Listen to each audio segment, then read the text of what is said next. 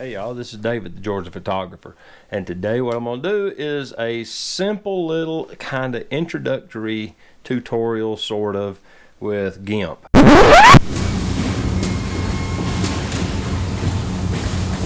had some people ask me about how I edited that photo the other day, and I want to go through these simple steps. I'm going to use the screen capture software and allow it, and do that whole deal where you see my operation on the screen and kind of just guide you through what I'm doing. All right, let's do this. All right, I'm using a screen recorder. I've already launched Gimp, went through the loading screen system. So now what I'm going to do is I'm going to go up to File. I'm going to create a new document, and I'm going to choose what size I want this image to be when I'm finished. If it's for Instagram, then I typically pick something in the 4x5 format so it fits the Instagram profile.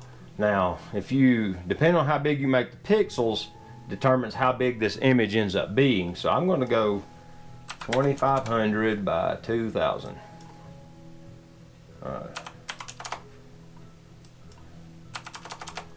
Alright, so that's okay. It's created it. What it's done is the background plane always grabs the background color. It's irrelevant. That's just the workspace.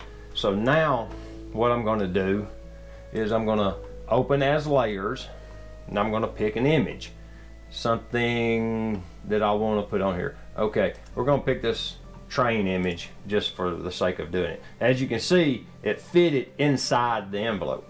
All right. That's because I'm 2000 wide, 2500 pixels tall, and I made this image as a 1980 by 1080, 1920 by 1080 HD image. So that's a bad one to choose. So let's open another one. File, open as layers. Let's do another one. Let's here. Let's go to backup drive, 2019. Mamiya. Let's do the edits. These are pretty big images. Let's see which one this is. Hey, there's the one I want. Okay, let's open that one. This one will be much bigger. I told it just to convert it. Now, as you can see, it doesn't fit in the frame anymore. All right, it's way bigger than my palette because it's a full resolution image. With number locks on, you can hit the plus and minus and it'll zoom in and out. Now, what you're seeing with the dotted line here is the full image, and then this is the workspace. So if I grab this cross symbol up here in the top is the click and drag mode. See, I can drag the image around in my workspace. As long as I don't leave it, you can see the background behind it. You can see that original image is still in there. This is layer based, just like Photoshop. So over here on this side, you can see the top layer is currently this one that I'm moving around. I'm going to turn off this other layer because I don't need it. I'm going to turn off the background. So now the background is going to be, that represents clear. Alright, so I'm going to drag this back in. Now I'm going to right click on my layer, and I'm going to go to scale layer. And what this will allow me to do is scale this particular layer bigger or smaller in reference to the entire work in progress. So I know it's 2000 wide and 2500 tall, and my height requirement here, let's go down to 2500 and let's just see. Since they're chained together here, it'll automatically update that one, and it'll keep them in proportion.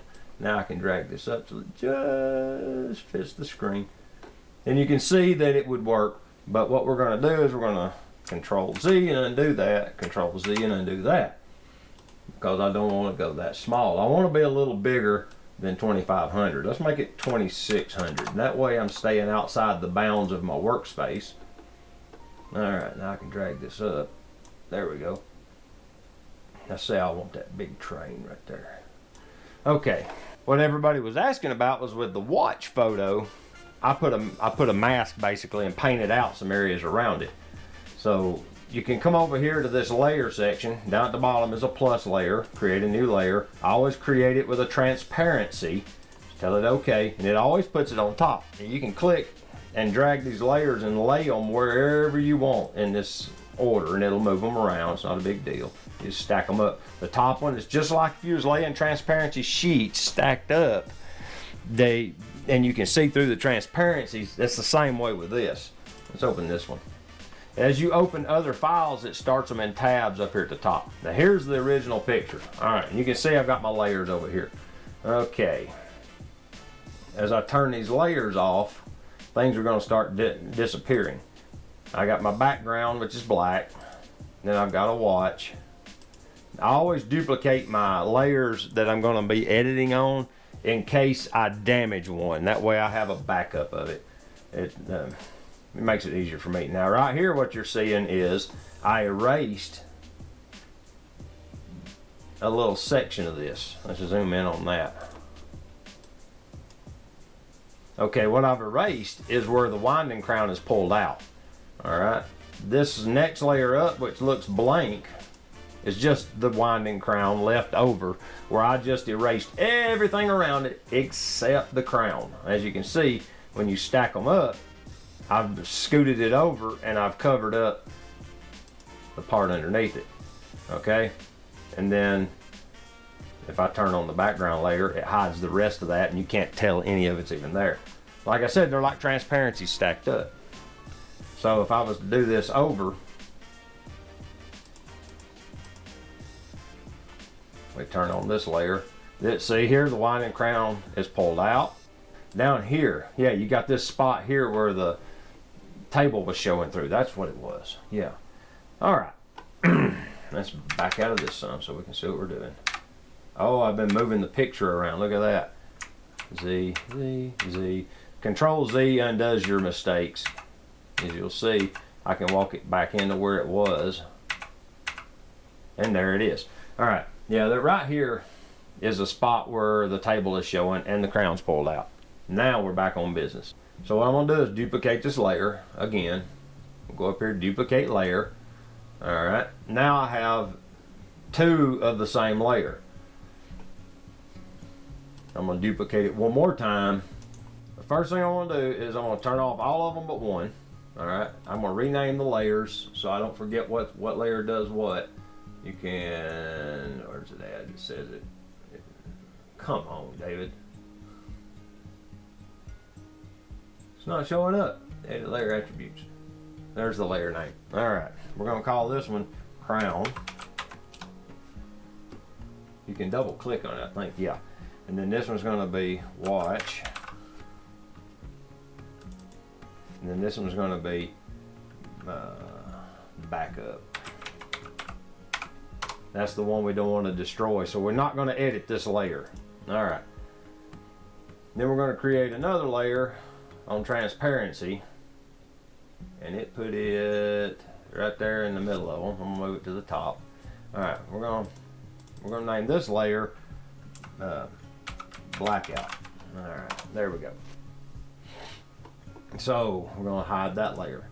So now the only things that are showing, the only thing I got showing, that's the crown. I'm going to go to the watch, turn it on, so that everything I do will be shown on the watch layer. So the first thing I want to do to it, first thing I'm going to do is I'm going to right click on this and I'm going to add an alpha channel. What that'll do is when I do the erase function, it won't add this color, it'll actually erase it to clear.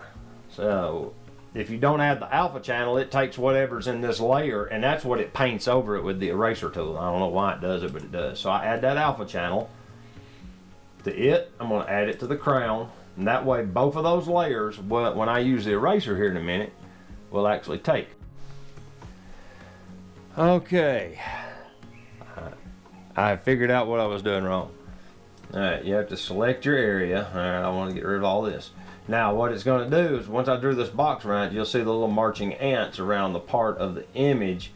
Anything inside that image is affected. If I hit the delete key now, it goes away. All right, before it was still selecting over here. See, if I come over here and select this section, it's now moved over here. Huh. But whatever is selected in that box, that inside the marching ants, that's all it will affect. Okay. So what I want to do now is I'm not going to worry about this part here because I'm going to move the watch up and probably square it a little bit. Now what we want to do is look back at our image. See, now we have no crown on the watch. So what we want to do is turn on the crown, and there it is. I've done cut this side off of it earlier. I want to cut out all of this except the crown. So I have selected this layer. I'm going to get over this, get rid of this, delete that, and then I want to get rid of the watch mostly. Delete the watch. Okay, see, it's not deleting the watch. That's because the background layer is still selected underneath it. So what I want to do now is come down here and get this part, delete that, and get this part, delete that, and get this part, and delete that. Now I have just the crown on this layer. So now I have the watch on one layer, the crown on a separate layer. Alright, we're going to select none. And that gets rid of that little marching ant box. Alright, now what I want to do is I want to zoom in. That was the plus button. And I'm going to grab this and drag it over here next to the watch. I'm just going to come straight across with this. And grab the crown and bring it over here to the watch. Alright, as you can see, there's still a little bit of the stem showing right there. So I'm going to come in, move it out. I'm going to erase that and go to the eraser tool. No, it's too big now. Let's make it smaller.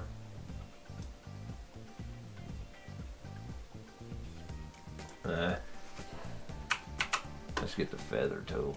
Pick our brush. I'm gonna pick this feather brush. It feathers the edge so it'll soften it where it reaches over. Now if you want this line to be nice and straight, you'll click once, hold down shift, and it'll draw a line. Click again, see, now it's a nice smooth transition. So I want to grab this, drag this over to the watch, set it right there. Yeah, that looks pretty good. Okay, now I've got it next to the watch. So now what I want to do is I'm going to right click on crown, I'm going to merge down. Now what that did is I attached this to this layer. So now if I move the watch, it all moves together. Alright, now I'm going to subtract out and get back to what I can still doing. I want to grab the watch and move it up some because I want it centered a little better. Now, if it ain't level, I'm going to level it. Here's the level function right here. Rotate. Alright, just that much. Alright, you can come up here and enter values, whatever. I'm going to hit the rotate. It's going to do the math and rotate the image. Now, if I turn on my background layer, there you go. It looks pretty good. Right in here, though, is part of the table. This is taking a lot longer than I thought it would. I actually thought this would go a lot easier.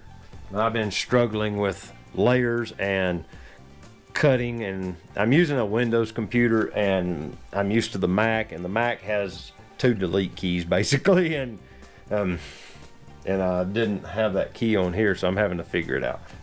Anyway, I'm gonna come in here and just brush out this little bit, and if I turn on this layer, you can see how I just kind of painted around. But to get it to where I want it, just to paint this in, I can go to this blackout layer, which is the blank layer above it, pick my paintbrush, it's on the top color, and if you'll notice, it'll say somewhere you can choose the background color or the foreground color, and then if you want to change the color, you can just pick it from the palette and tell it okay. I want black. Alright, I'm going to pick this brush because it's bigger, and then I'm going to make the size of the brush much larger. Much larger. There we go. And then I can start painting this in. Oh, the layer's off. There we go. Let's turn the layer on now. I can paint it in. But see, this is how I was saying I painted out that stuff earlier, is I just painted it in. As you can see, it just disappears. Now, if I want to not get it on the watch, I have to kind of be careful here. Alright, and there's going to be some right in there next to that table part. Okay. But that's how you can paint it out. Alright.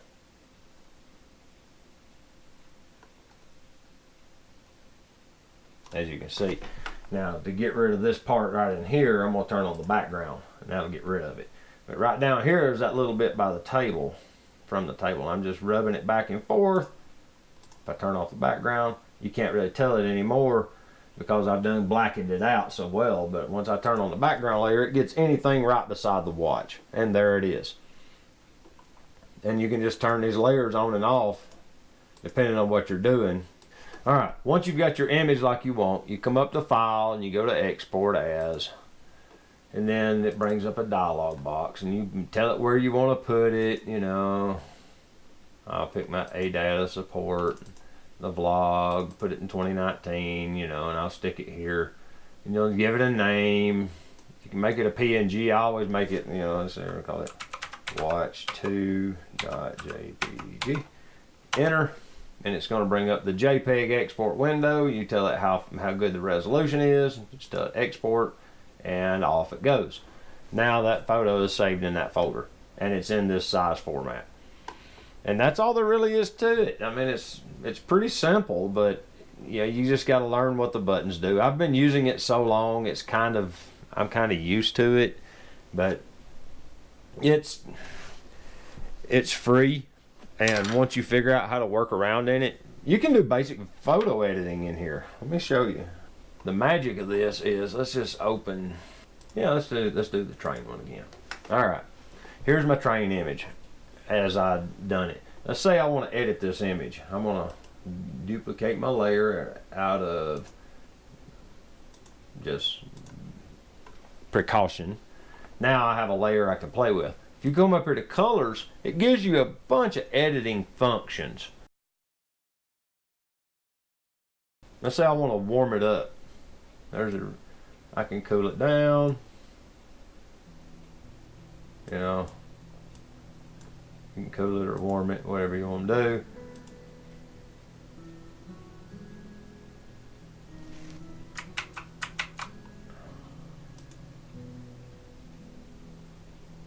Let's go to about horizon daylight. Yeah, let's bring it up to there. Now, if I don't want to leave all that, you can run split view so you can see the difference in white balance. It's pretty slick.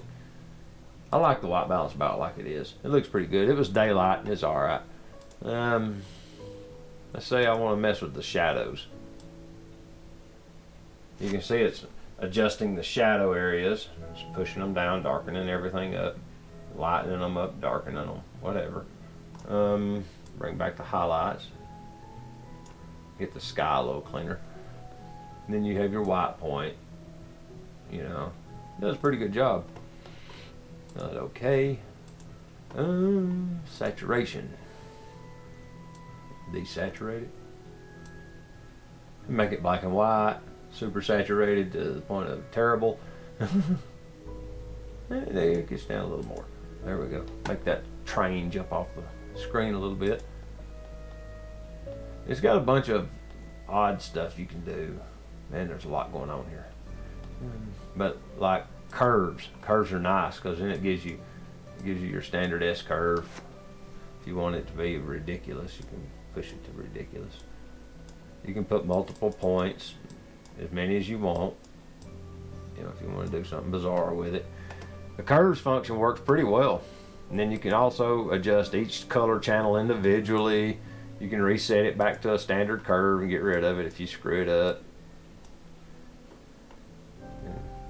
You got different ways of doing this.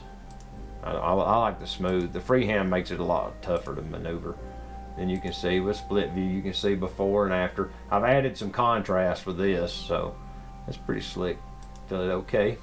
You know, and I've changed it from that to that with just a few little simple tools. You know, I've brought out the top of the trees a little more. I've added a little more saturation. You know, a little more contrast in the train. You know, and it's pretty easy editing software. It works really well. But yeah, that's my GIMP tutorial. I'm gonna hopefully edit this into a video that's not plumb stupid. Oh boy. But yeah, that was a pretty messed up setup. So let's see what we got. So if you liked the video, give it a thumbs up. You know, if I didn't make too big a mess of things. But if you like the channel and you like my style of videos or what have you, I would appreciate you to subscribe, you know, and get your camera out and go take some pictures with it. We'll talk to y'all later. Bye-bye. Well, I realized in this video that it takes a lot longer than I thought it would to do any kind of tutorial on a program. Whew, that was a train wreck. If you have questions about the GIMP, specifically about some aspect I may know about, yeah, feel free to email me. But there are tons of amazingly good tutorials on YouTube that are much better than this video actually turned out to be. I can't believe I could make such a train wreck out of it. It's easy for me to use, but when you go to make a video about it, it got a lot tougher than I thought it would. So with that, I appreciate you guys watching, and we'll talk to y'all next week. Bye bye.